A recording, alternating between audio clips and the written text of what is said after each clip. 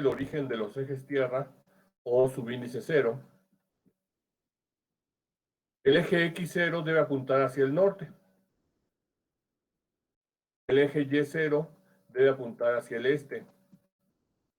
Y el eje Z0 debe apuntar hacia el centro de la Tierra, en forma paralela al vector de aceleración de la gravedad. Entonces tenemos ahí en rojo un sistema de ejes, considerando que en este punto se encuentra el origen de los ejes o subíndice 0. Con base en la lectura realizada, indique en una hoja la respuesta a la siguiente pregunta.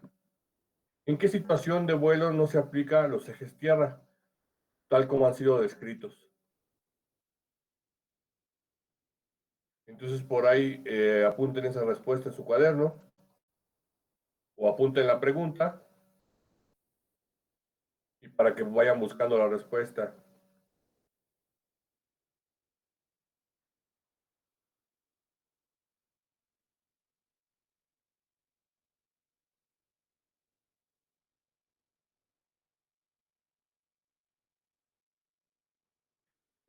Entonces, repitiendo la indicación, para establecer los ejes tierra en cualquier posición sobre el globo terráqueo, vamos a considerar un punto de origen y el eje X0 debe apuntar hacia el norte, el eje Y0 debe apuntar hacia el este y el eje Z0 debe apuntar al centro de la Tierra, paralelo al vector aceleración de la gravedad.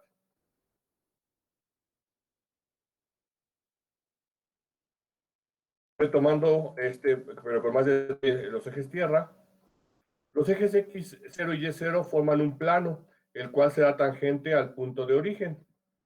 Entonces, si este es mi punto de origen y mis ejes X0 y Y0, estos van a formar un plano. Aquí el plano está, una vértice del plano coincide con O0, pero no necesariamente el vértice del plano tiene que coincidir con O0. Lo único es que este plano haría tangencia exactamente en ese punto O0.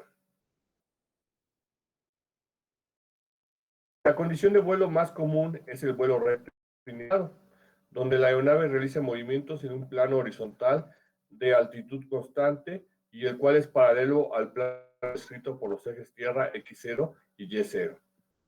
Entonces, nuestra aeronave volando sobre la Tierra y aquí a una altura obviamente muy exagerada para el tamaño del ejemplo del globo terráqueo. El nuevo plano nos permite situar un nuevo sistema de ejes XE, YE, ZE, donde se posicionará la aeronave con su eje longitudinal coincidiendo con el eje E. Entonces, este nuevo sistema de ejes está en la posición OE y el eje XE es paralelo al eje X0, el eje YE es paralelo al eje Y0 y el eje ZE es coincidente con el eje Z0. Nada más que el origen está a una cierta distancia, es decir, el origen OE está a una cierta distancia del origen O0, que es la altitud de vuelo. No sé, 1000 metros, 1000 pies, 10.000 pies, 20.000 metros, la altitud de vuelo que sea. Y es importante tener en cuenta, aquí no lo estamos dibujando, pero la nariz de la aeronave o el fuselaje de la aeronave estaría alineado sobre este eje. Este plano no cambia de altitud, pero sí puede girar sobre el eje ZE. Entonces podría tener un nuevo plano que está marcado aquí en magenta. Ejes cuerpo y ejes viento. Entonces ahora ya enfocándonos en la aeronave, los ejes cuerpo se posicionan sobre la aeronave haciendo coincidir el plano XB-ZB con el plano de simetría de la aeronave. Normalmente se hace coincidir el origen en el centro de gravedad, aunque no es una regla. Entonces voy a tener mi eje XB partiendo como origen, en este caso, del centro de gravedad, aunque no es una regla, y mi eje ZB también partiendo del centro de gravedad, pero apuntando hacia abajo. Entonces, para donde apuntan los ejes, Asimismo voy a tener mi eje B.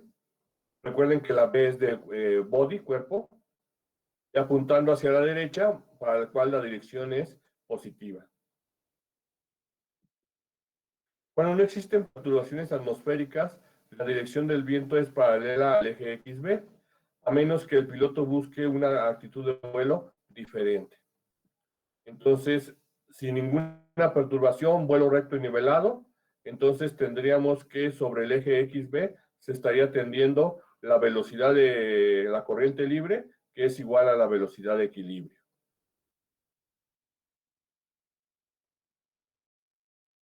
Cuando el piloto origina un cambio de dirección o se presenta una perturbación atmosférica, se podrá visualizar la descomposición del vector viento en tres vectores paralelos a los ejes cuerpo.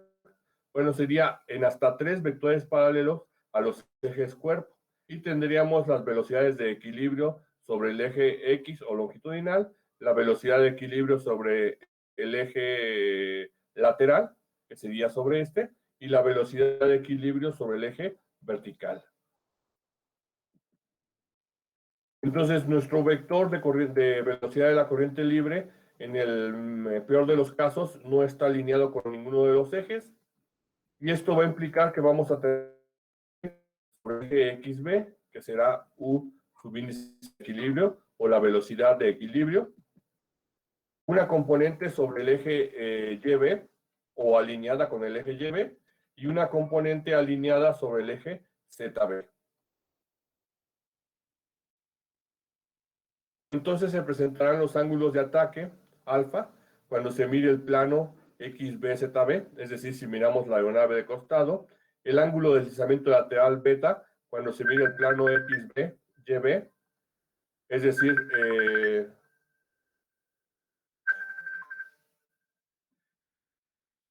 cuando se mira el plano ZB, es decir, si lo miramos desde arriba.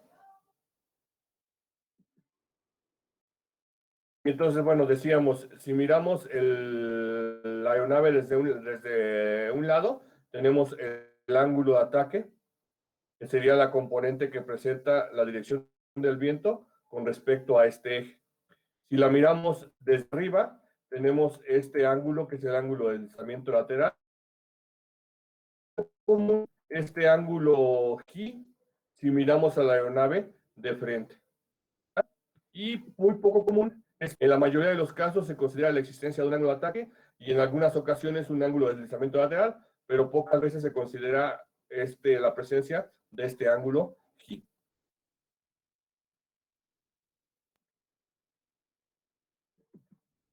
A partir de la presencia de las componentes del viento, es común establecer los ejes viento, aerodinámicos o de estabilidad, que coinciden con el origen de los ejes cuerpo, pero que están alineados con las componentes de velocidad. Los más usuales son los ejes viento referidos a los componentes U, E, o velocidad de equilibrio sobre el eje X, de tal manera que el eje Y subíndice B sirve de pivote para el giro de estos ejes. Entonces, aquí tenemos una representación en vista lateral de lo que sería la aeronave, y en líneas punteadas están representados nuestros ejes cuerpo y en líneas azules están representados los ejes viento. Y la referencia de giro es el ángulo de ataque. En esta otra imagen tenemos en líneas punteadas nuestros ejes cuerpo y en líneas azules nuestros ejes viento. Y el ángulo de referencia es el ángulo G. En esta otra imagen, que es una vista en planta, tenemos en líneas punteadas los ejes cuerpo y en líneas azules los ejes viento. Y el ángulo de referencia o de giro es el ángulo beta o de deslizamiento lateral.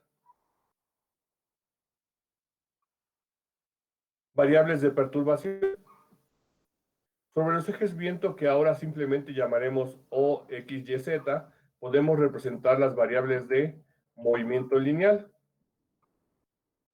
Entonces tenemos la fuerza sobre el eje X, representada por X mayúscula, la velocidad de equilibrio sobre el eje X, la velocidad sobre el eje X. Entonces, esta es la velocidad de equilibrio. Esta velocidad es sin perturbar. Esta es la velocidad pero incluyendo una componente de perturbación. Y esta es la componente de la perturbación. En otras palabras, esta U es la suma de UE más U minúscula. Asimismo, sobre el eje Y, tendríamos la fuerza en el eje lateral, la velocidad de equilibrio sobre el eje lateral, la velocidad total sobre el eje lateral y la componente de perturbación sobre el eje lateral. En el eje Z tenemos la fuerza en el eje Z, representado también por Z mayúscula, la velocidad de equilibrio sobre el eje Z, la velocidad total sobre el eje Z y la componente, aquí en esta componente, aquí debe ser W minúscula y no U.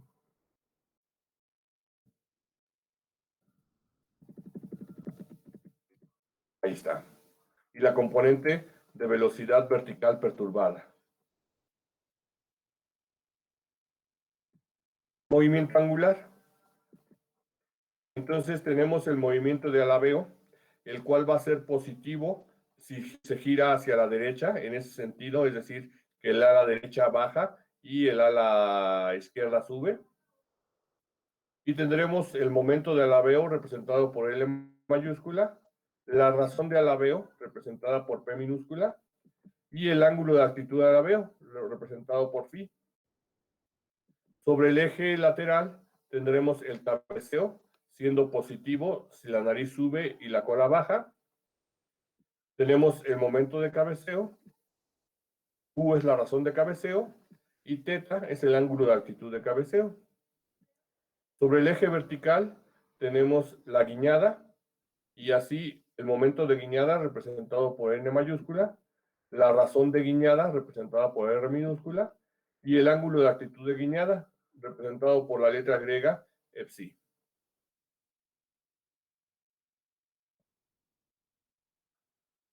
Entonces tenemos en esta tabla un sumario de las variables de movimiento. Cuando la aeronave está en equilibrio, entonces estamos hablando de que tenemos los ejes X, Y y 0. También cuando está perturbada, cuando existe una perturbación, también tenemos esos ejes. Pero es importante observar que cuando se está en equilibrio, solo estamos considerando la presencia de la velocidad de equilibrio sobre el eje X, la velocidad de equilibrio sobre el eje Y y la velocidad de equilibrio sobre el eje Z, así como el ángulo de actitud de equilibrio, el ángulo de actitud de cabeceo para condición de equilibrio. Ahora, cuando existe una perturbación, estamos considerando la fuerza sobre el eje X, la fuerza sobre el eje Y y la fuerza sobre el eje Z. La presencia del momento de alabeo, del momento de cabeceo y del momento de guiñada. La presencia de la velocidad total, incluyendo la perturbación sobre el eje X, la velocidad total, incluyendo la perturbación sobre el eje Y la velocidad total, incluyendo la perturbación sobre el eje Z. Así como la razón de cabeceo, la razón de alabeo, la razón de cabeceo y la razón de guiñada. El ángulo de actitud de alabeo, el ángulo de actitud de cabeceo, que ya no es de equilibrio, y el ángulo de actitud de guiñada. Entonces, las variables totales, incluyendo la perturbación, como ya habíamos dicho, U va a ser igual a U de equilibrio más la componente de perturbación. V mayúscula va a ser igual a V, la velocidad de equilibrio, más V minúscula, que es la velocidad de perturbación. Y W mayúscula va a ser igual a W de equilibrio más W minúscula. En ese mismo sentido, si observamos una componente, una vista lateral de nuestra aeronave, siendo esa línea horizontal el horizonte, tenemos la representación de nuestros ejes viento, de nuestros ejes cuerpo. Y tenemos el ángulo de actitud de equilibrio. Y tendríamos el viento relativo, entonces por ello aquí está también es incorrecto, aquí debe ser B, vamos a corregir de una vez. Ese es B porque es eje cuerpo. Entonces tenemos nuestros ejes cuerpo, el ángulo de actitud de equilibrio y la velocidad de la corriente libre. Ahora, con respecto al horizonte, tenemos el ángulo de trayectoria de vuelo de condición de equilibrio. Y asimismo tenemos el ángulo de ataque de condición de equilibrio. Y este vector de la velocidad de la corriente libre lo vamos a descomponer en un vector de velocidad de equilibrio sobre el eje X y un vector de velocidad de equilibrio sobre el eje Z.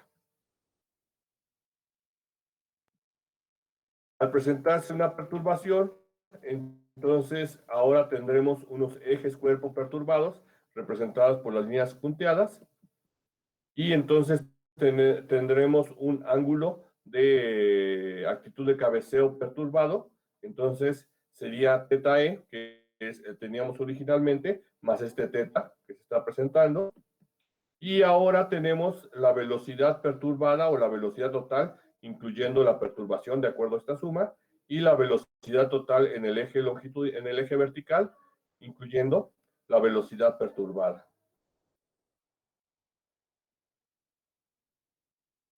¿Aquí alguna pregunta? ¿Qué es lo que había dicho que se puede considerar como perturbación? Lo que causa la perturbación. Sí, ¿cuáles son? Sí, ¿qué es lo que...? Por ejemplo, una ráfaga de viento, aunque también puede ser el mismo piloto que mueva los controles de la aeronave, también puede ser una perturbación. O sea, se considera que la aeronave está en equilibrio cuando está en su condición de vuelo recto y nivelado, que sería la más común. Ojo, no necesariamente tiene que ser solo esa, porque la aeronave podría estar volando así como lo estoy presentando de lado, así podría estar volando muy pasivamente y estar en equilibrio. Obviamente no es la condición más eficiente del vuelo, pero pudiera ser que ahí en ese momento estuviera en equilibrio. Y en cambio podría venir una ráfaga que lo pusiera en la condición así y podríamos decir que en ese momento es la condición perturbada. Pero obvio, normalmente consideramos la condición de equilibrio cuando el avión está volando así uniformemente. También había un término que no entendí en la lectura profe, que era geometrical horizontal fuselage datum. Es lo que no supe qué era.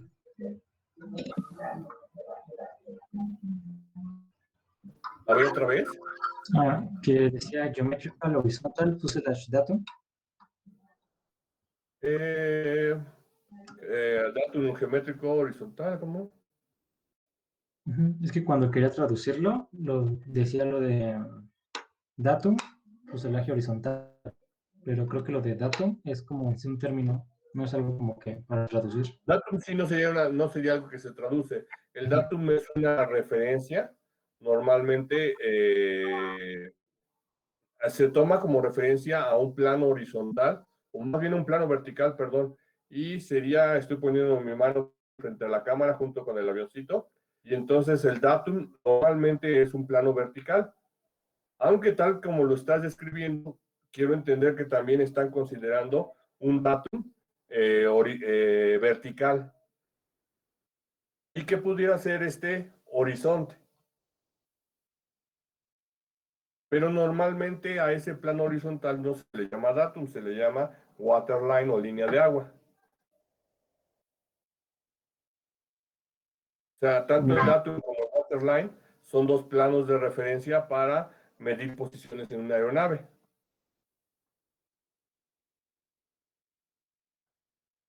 ¿En qué página viene ese término para obtener un poquito más de contexto? En la 14. Bueno, en el documento del PDF en la 3 y en la del libro en la 14.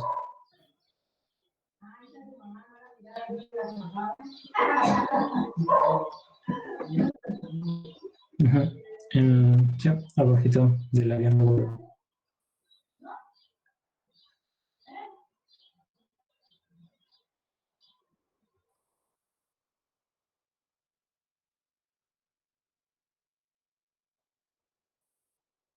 Sí, básicamente sería eso, te digo, pero lo más común es llamarlo línea de agua, porque dice horizontal el fuselaje. Y como yo te explicaba ahorita, cuando usamos el término datum, que es el que probablemente te costó trabajo traducir, básicamente se refiere a un plano vertical que coincide con la parte de la nariz.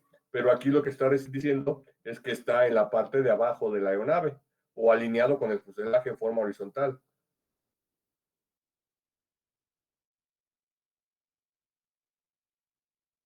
Ok, gracias, profesor. ¿Alguna otra duda?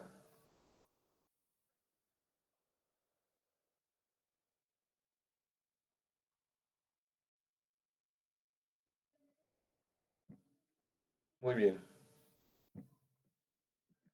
Ahora, como actividad de aprendizaje de manera individual, vayan a la plataforma y realicen la actividad variables de perturbación. En esta se les presentará una lista de las literales para las variables vistas en clase y que ustedes tendrán que relacionar con sus nombres respectivos. Tienen un tiempo de 10 minutos para esta actividad.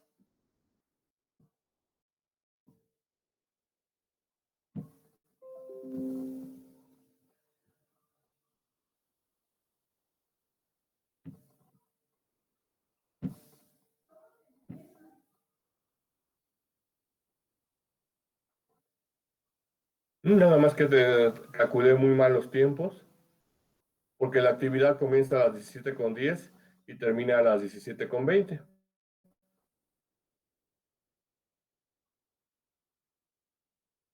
Entonces déjenme ajustarla para que comience a las 17 y termine a las 17:10.